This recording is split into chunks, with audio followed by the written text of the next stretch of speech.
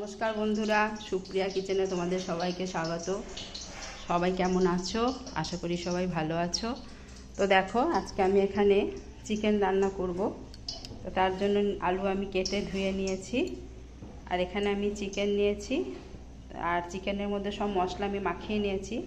সব মশলা এখানে আমি দিয়েছি: পেঁয়াজ কুচি, আদা বাটা, রসুন বাটা, জিরে বাটা, তারপর লঙ্কা, টমেটো কুচি, কাঁচা লঙ্কা আর শুকনো লঙ্কার গুঁড়ো, একটুখানি নুন, হলুদ। তো সবে প্রথমে দেখো আমি কড়াইয়ে তেল দিয়ে দিয়েছি।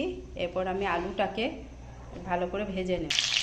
তো দেখো, আলুটা আমি ভালো করে ভেজে নিচ্ছি, এখনও ভাজা হয়নি, আর একটু হবে।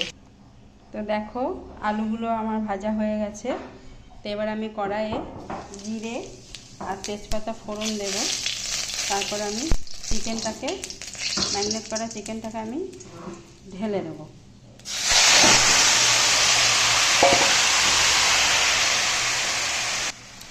এইভাবে আমি কিছুক্ষণ কষাতে থাকবো। তারপরে আমি আলুগুলো দেব, কারণ আলুগুলো ভাজা আছে, তো তাই এখন থেকে দিলে ওগুলো গলে যাবে। এখন কিছুক্ষণ চিকেনটাকে আমি কষাবো। তো দেখো, চিকেনটা আমার মোটামুটি কষানো হয়ে গেছে। তো এরপর আমি আলুগুলোকে ঢেলে দেব, তারপর কিছুক্ষণ কষাতে থাকবো। তো দেখো, চিকেন আর আলু আমার ভালোভাবে কষানো হয়ে গেছে।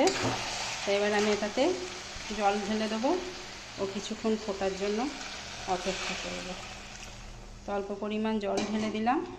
এবার আমি এটাতে ঢাকা দিয়ে ফুটতে দেব। তো দেখো বন্ধুরা, চিকেন কষা আমার রেডি।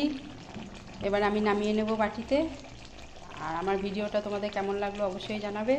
যদি ভালো লাগে লাইক কমেন্ট করো। এবার আমি আসি, টাটা।